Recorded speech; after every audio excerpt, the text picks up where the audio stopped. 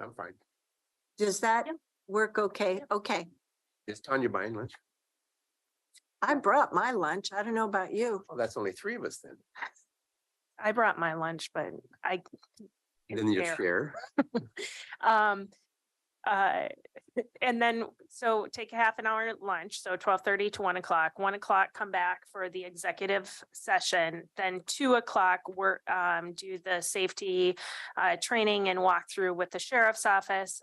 Upon completion of that, then we would convene back into work session and have the GR update.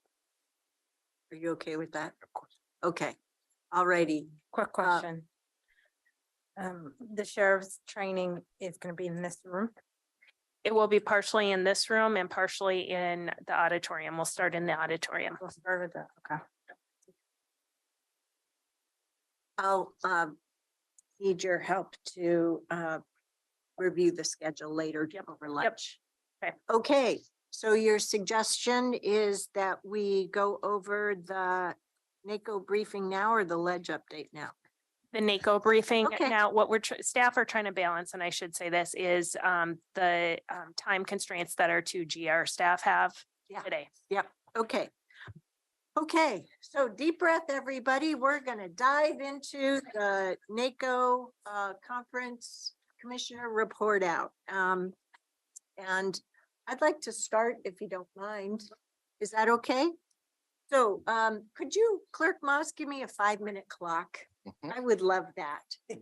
So I want to start by saying I really appreciated having the opportunity to go to this conference. I've only been one other time before, and it was under a different presidential administration. Our current administration made themselves very available, both in different general sessions, also the departments having full presence, but also in topic specific sections. I went to the large urban county caucus meeting where we were given some visibility into economic mobility and workforce opportunities as provided by programs across the nation, and then a real deep dive into broadband infrastructure through both the Bipartisan Infrastructure Funding Act and the Broadband Digital Equity Act that's coming up. So I did my best to try and organize my notes. I have several different learnings from the conference that it's really important that we are posed for action now to leverage that Infrastructure Recovery Act. And that includes for fleet conversions as well as for organic food waste diversion. We do have the opportunity for as many commissioners as possible to be engaged with LUC. All we have to do is write a letter to AOC. Counties can use the tax incentives of the Inflation Reduction Act. That was not clear to me prior to attending, so there's follow-up on that. There are also provisions through the ARPA work for wage supplements for childcare that I learned more about. I think we are all going to need our policy assistance to help us take advantage of various NACo programs. And for me, that includes, darn it all, I am drowning in paper. Here we go. The county governance project information. There's both a database and a full booklet that I had organized before our meeting to hold up for you that I think will help us with our county strategic plan, as well as a county explorer set of information. I got a good demo on that. Don't know if any of you did, but it's well worth looking into. On that county governance project, I have a handout that's what I referred to, that booklet. But also there's a video from a community in Texas that would help us. I am really fired up about broadband. And that includes That would be an understatement, but keep going. the Affordable Connectivity Program, which will help us work with our community partners to educate residents on how to use the internet. The state of Oregon, like all 50 states, has had the opportunity to apply for up to $5 million for a planning grant. Our state was one of multiple states that didn't jump at this and is behind the 8 ball. There is a broadband equity access and deployment program, also referred to as BEAD. So if you hear any of us mention BEAD, that's what that stands for. And then BDC, Broadband Data Collection Program. This helps with providers. I already mentioned the Affordable Connectivity Program, also referred to as ACP. So I mention all of that to give our staff an intro into the fact that the 4 of us drank from the fire hose very ably, and we can see the opportunity not only for our Washington County community members, our kids, our families, our seniors, but also for our business community. And we have to get with the program and get on this opportunity now. So that's it for my 5 minutes of time. And I thank my colleagues for spending time together, sharing learnings, and just moving forward through the course of that conference. So who else would like to give a report out? I can go next. Go for it. I would, first of all, I would concur with everything that the chair talked about. The one thing I would like to do is I'd like to get a fact sheet on broadband that includes all of the acronyms and different pieces so that I can be more up to speed. And we talked about this when we were back there. I too appreciated the availability of the current administration. It was pretty amazing to have the opportunity to listen to the President, Secretary of Treasury, and the Secretary of Transportation. And they were all about, obviously all about the counties. So the takeaway for me is how much I learn there versus how much I learn when I'm in AOC, frankly. It's night and day. And I talked a little bit to Tanya about this. There's a couple pieces. I'm not going to reiterate what the chair said.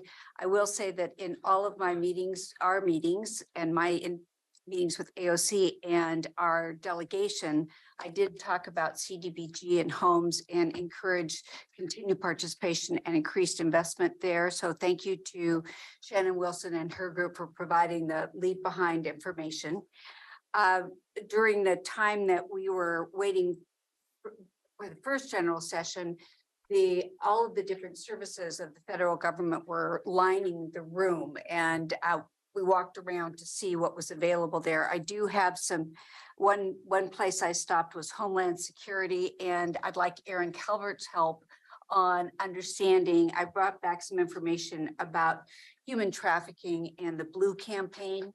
So I just would like to make sure that we are aware of all these pieces. My guess is that you already are, but I do have different cards and different things that are in both English and in Spanish.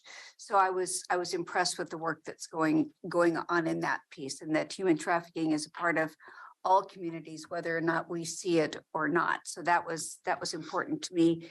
There's a piece that I have here too that is the breakdown of climate and energy funding.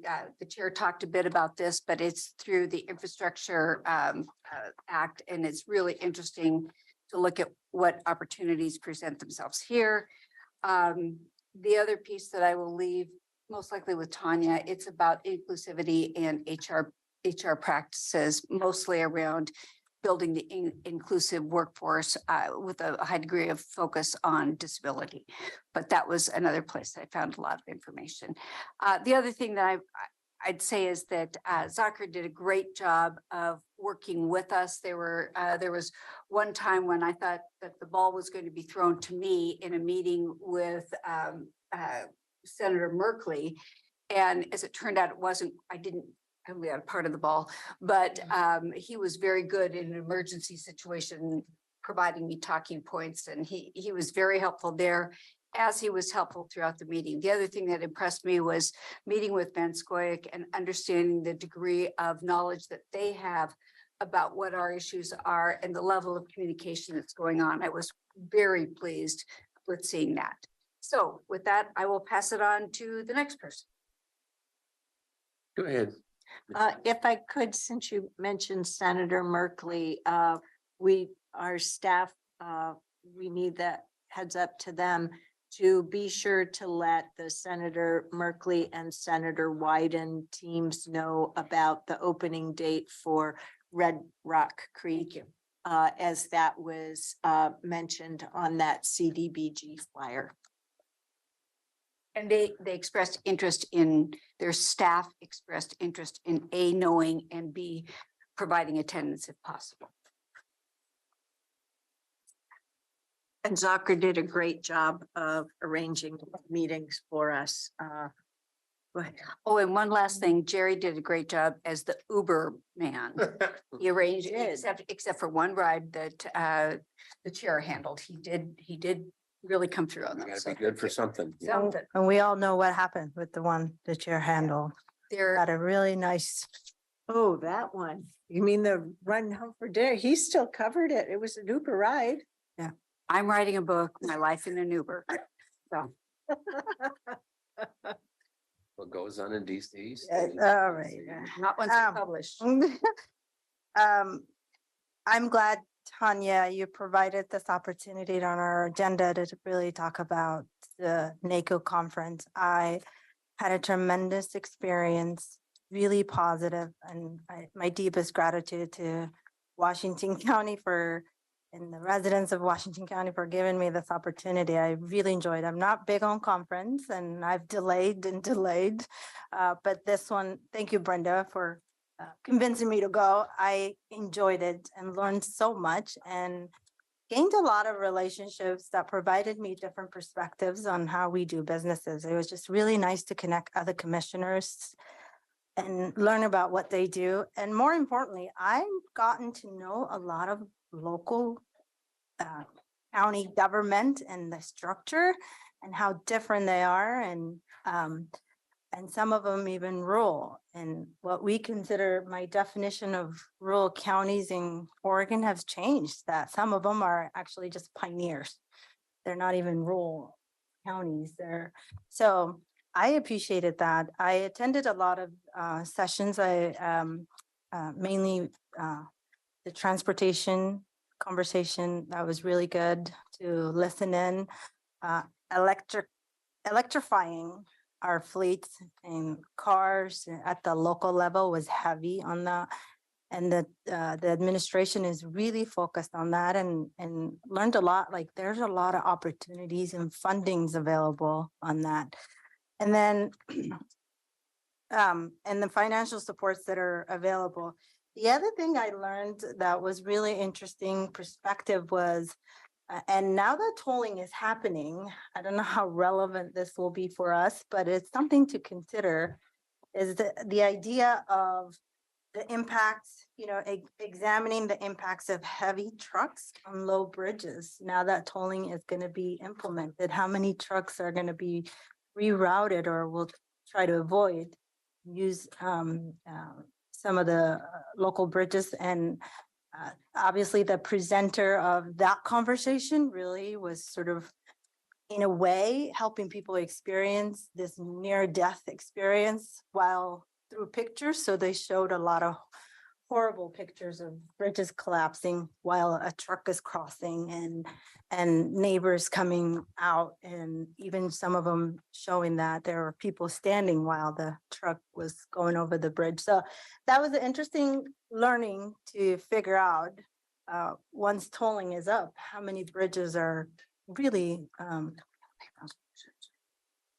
capable of, so that was interesting to be continued conversation. Obviously, something that some of the flyers I took is more relevant, probably the tolling conversation. So I didn't, but I could share that with you, Stephen. And then obviously planning and partnering, sort of like deploying electric vehicle infrastructure at the local level. That was really appealing conversation for me. And I've connected a couple people that I want to follow up and see what they're doing over there, and just to learn. And we've heard a lot of updates on the administration. And one thing I obviously I wasn't there.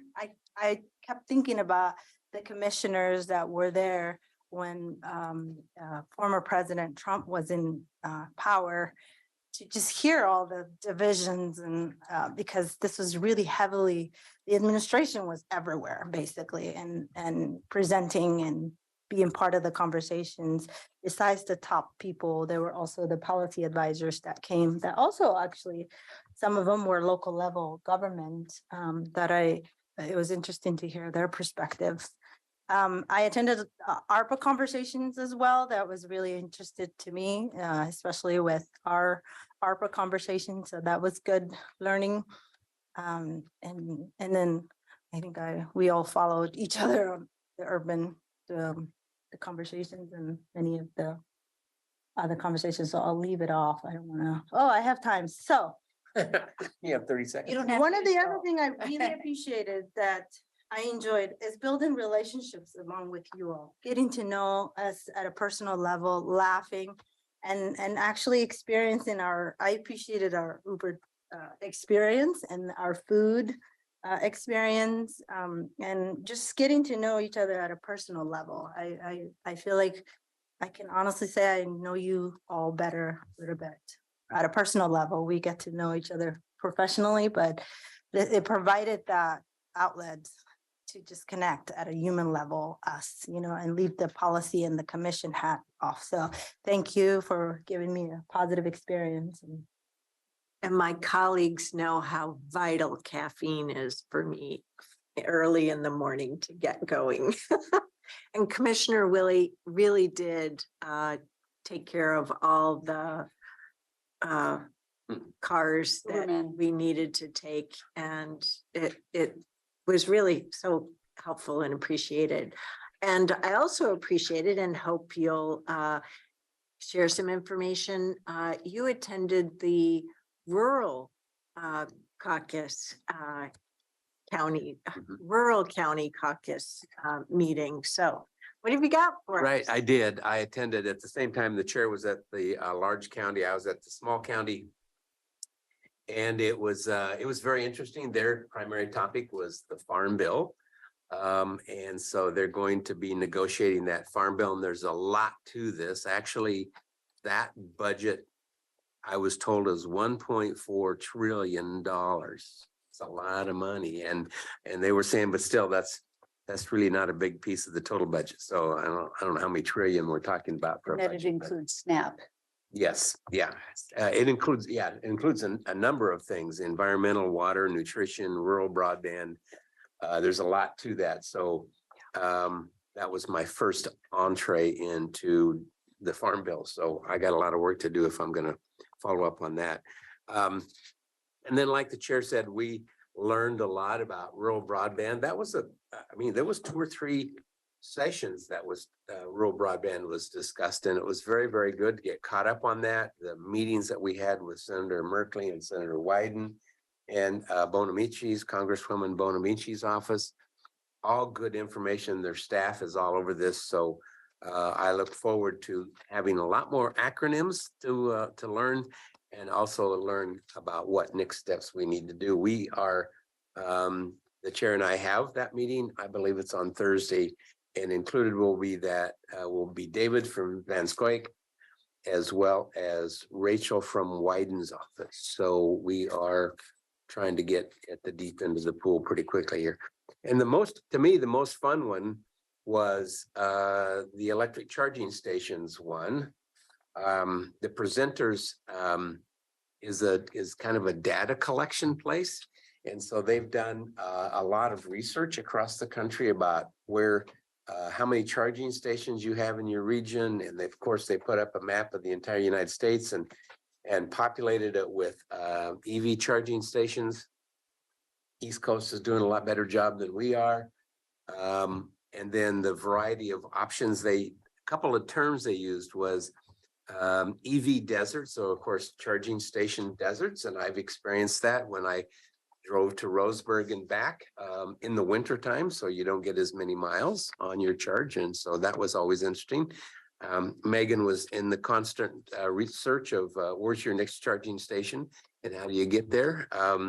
So that was good. And then range anxiety, which is another thing. I mean, I have experienced a little bit of that. Again, whenever you plan a trip, it's not like you can pull into a gas station and 15 minutes later you leave with a full tank of gas. You have at least an hour commitment of level 3 chargers, level 2 chargers, all that kind of stuff. So they're going to have to, we as a county, I ask Stephen this, if we have a permit process for charging stations or allowing charging stations. And I think there's some more work that I need to find out about in regards to that, but also focusing on some of our low-income neighborhoods to make sure that we have charging station availability there. I know we have a couple of charging stations right out here that seem to be very highly used, so that's good. So anyway, just some of that information. I think probably we're going to see that there's going to be an additional emphasis on charging stations into the future. And of course, the question was always asked, okay, do we really have enough electricity to do these things? And so as our electric vehicle is going to be stuck at home because we don't have any juice. I've been assured that that's not going to be the case, but you know, we're going to have a lot of new electric cars charged or brought online here in the next few years. So we'll see. Anyway, that was a fun conversation. And I left 50 seconds on the table. So there you go. One of the sessions that Commissioner Fye and I each attended was investments and opportunities implementing the energy and climate provisions of the Inflation Reduction Act at the county level. That one of the speakers highlighted the climate pollution reduction program at EPA. I'll have to, I think I need to type up my notes to look at how many different follow-up items I've got here. Then in the understanding the childcare workforce and mapping the policy landscape session, I learned about WIOA, WIOA for childcare, and learned a lot more about the wage supplements and pathways, the preschool development grants that went to 42 different states for the pathways into the childcare field. And there's home visiting workforce support in the appropriations bill of last year that included apprenticeship and early childcare education workforce support. And I don't know how much of this we need to look to take advantage of for grants or if it's already there with the state. So that's why I think we need a little help to catch up, because it sounds like we've had some unprecedented legislation that's been passed. And I don't know beyond broadband what programs counties need to follow up on. I want to give a big shout out to NACo, because every single one of the sessions that I attended had a great roster of some part of the administration, but multiple county commissioners speaking, giving us case studies Best of what practices. they did, what the problems were they were trying to solve, the challenges and the opportunities, and working to make information available. So as we look to future years, we'll have to see, because I know a year ago, we had some more staff that were able to attend as well. You know, walking in, Diane and I were walking into the session together and we were talking about NACo. And, you know, I wish I had spent more time with my Clean Water Services lens on. I don't know if you did or Commissioner Fye or anybody else, but I think as a whole, the infrastructure bill it's all of us together in there. And I think the big message that we all walked out with was, you know, either, you know, get on the train or you're going to be standing at the station for a long time, because this is a huge injection of frankly money into the system that we're not going to see again. So I think lesson learned for me was I want to go with more Clean Water Services lens next time. And also I want to make sure that we are, again, like the chair said, accessing the opportunities that present themselves. Were there any particular items that you got out of meetings with staff that you want to mention? I just comment that it's great to meet with our elected representatives, but the staff have the meat on the bone. And so they were all really, the topics that we had proposed, they were all over it. And it was pretty impressive. They do a good job. So I was glad we were able to do that. So with Representatives Wyden's staff, we were reminded that the congressional directed spending applications are due March 3rd. Hello, just a week away. That application just came out. Yes, last days ago. Thursday Yeah. or something. Mhm. Yeah. So we know that's a lot of work for our staff, and that's on top of everything going on with the state legislature. Jeez Louise. Heard loud and clear the lack of interest on the Senate side to pass legislation. And one thing, Kevin Wu of Merkley, was it Merkley's? Yes, you're right. Merkley's office talked about funding available through Medicaid to support the CAHOOTS or mental health response teams that we have here. And I don't know if we've maximized that or not, but that is a particular area of interest from Rep. Wyden. that is Wyden, not Merkley. Okay. So, and on that congressional directed spending, staff uses two different references. There's community initiated projects and then the congressionally directed spending, and it means the same thing.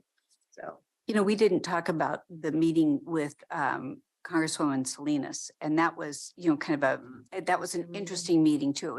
It was online. It was a Zoom meeting, but you could really tell that her staff and Salinas are both gearing up tremendously. When you have the conversation with Bonamici's office, it's very different. And it's just, I think that we need to make sure that we're supporting Salinas as we go forward as well. So yeah, and her assignment on the agriculture committee is a big one. comes up with the farm bill, and she's on the reauthorization subcommittee and talked about community funded projects there and rural infrastructure funding that is available there. And her staff person that we were meeting with I sent a text message to Mhm. Megan asking her to send the CDBG information to her, and she said, oh my, I used to work with her. So we've got all sorts of connections already. So thank you, Megan. And one of the sad things about this conference was, since it did not occur in 2021, NACo lost their time slot to use apparently the ballroom at the Washington Hilton is the biggest ballroom in the city, and that's why so many conferences are held there. So they lost their slot, and hence the conference was moved to this week for this year and next year, which means that the House recess is going on. So our House reps were back here in district while we were in DC, hence the Zoom call with Rep Salinas and then meeting with staff as well. But Wyden and Merkley were able to arrange their schedules for at least brief meetings with the Oregon delegation, and we had a Washington County specific meeting with each of their staffs on Wednesday.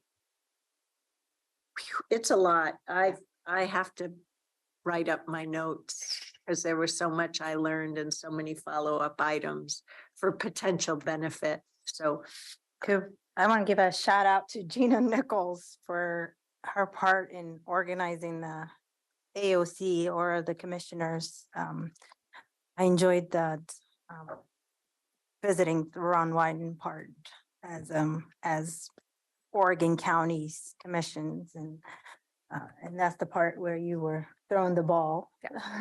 And I think you did a great job of handling that at the last minute.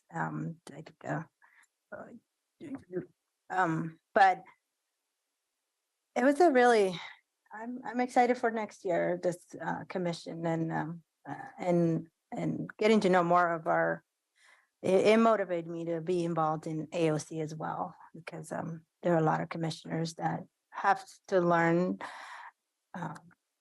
something from us, and we can learn something from them too and help them in terms of where they are as a county. And yeah, so it was a really good and I didn't connect any of the staff with Ron Wyden or Merkley, but I'm glad you guys attended, and I had to fly back, but The one in Austin in July. the summer conference, Yeah. it's in June.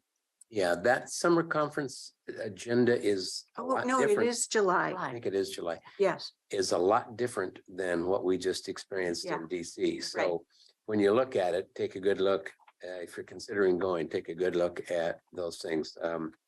Tanya and I and Megan, and I can't remember who else went to the one in Brenda. Denver.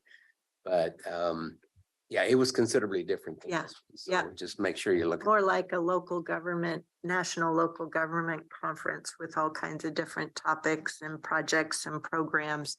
I haven't looked at the agenda yet. I'm interested in going, partly because I want to see what I can glean for best practices, particularly as we continue to move forward in our major programs, including the county strategic plan. And I think after our arduous winter and spring work, I'll be interested in getting something to re-energize my well of energy in problem solving and doing this work. So we'll see.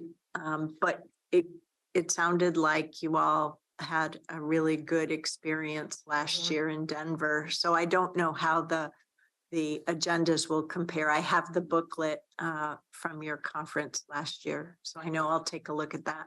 you know, another great thing that was happening while we were there also, Adrian Nelson was appointed as a Mhm. federal judge, confirmed by our senators. I think Senator Merkley had to leave for, He was talking, no, I guess it was Wyden was talking to Kotek when we were there.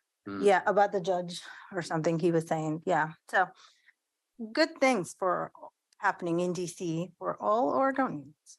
And I did talk to Miss Angie briefly about budgeting for travel next year. So we'll know more about what that picture looks like correct, as we move through the budget process. And lastly, for me, we did have the opportunity to spend more time with our colleagues from Oregon. There was a watch party for the Super Bowl. There was time while we were between general sessions, and then our going to meetings together as AOC, which allowed for additional conversations. And so I have a follow-up on that too. Another one where our colleagues who are part of the finance and budget committees, by virtue of our conversations and investment of time, understand that we've been going through difficult budget times for multiple budget years. And Commissioner Treese and I had dinner with Ms. Nickel and a few of them the week before. And as a result of that, I need some staff help to follow up with a letter to AOC to put that story in writing and get that to them by the end of a week from this Friday, in advance of that March 14th meeting, with regard to ensuring that our standing will not be affected by our ability to pay reduced dues. So they found it really beneficial to hear about how we went about solving the need, or Ms. Angie did, for ensuring we had a balanced proposed budget and then our adopted budget last year, as well as the situation that we find ourselves in this year with both the $48 million immediate need for our public safety building repairs, as well as the minimum $25 million gap that Ms. Angie's problem solving to deliver a balanced proposed budget to us this April. So, yep.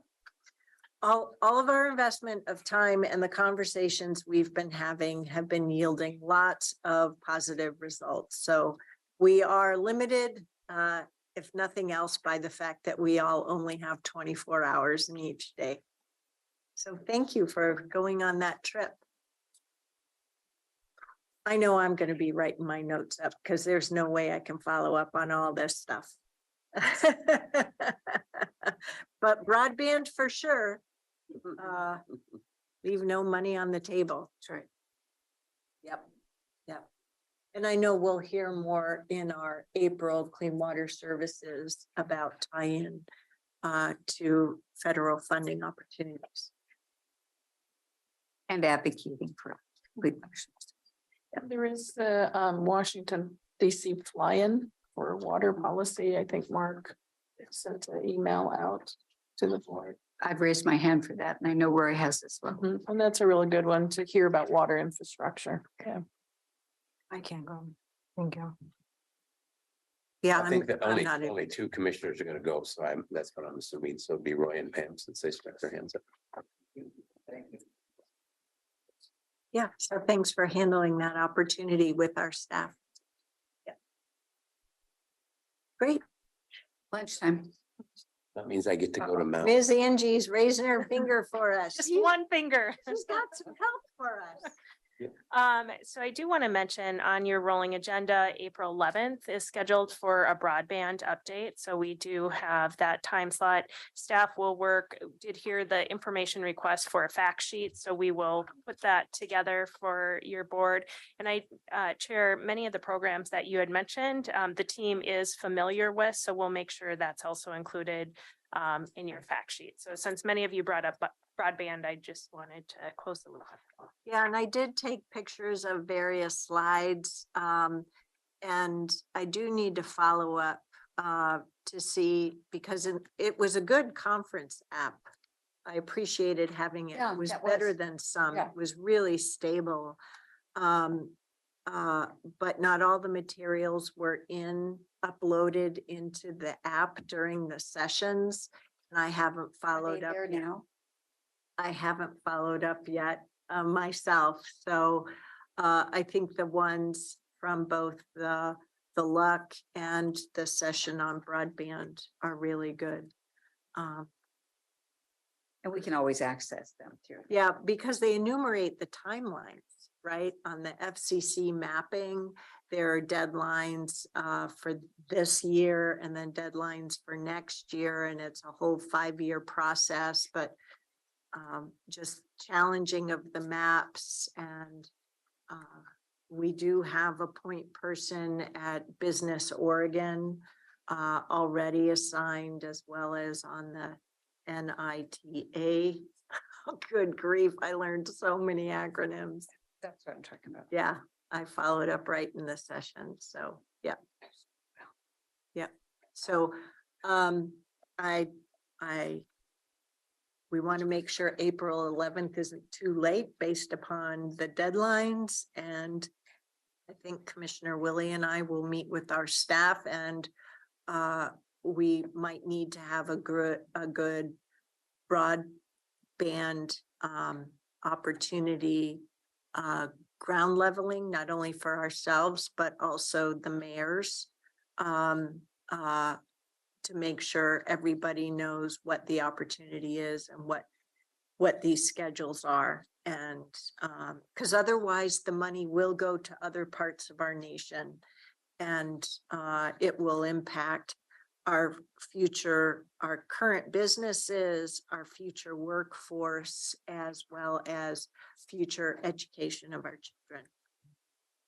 So, okay, so we'll be breaking for a half-an-hour lunch. We'll reconvene at 1 o'clock for our legislative update. No, it's for executive session. Executive session. Oh, I'm sorry. Hang on, that's why I said I would need help with the And then let's- timeline. Just give me a minute, will you? Jeez Louise. Here it is.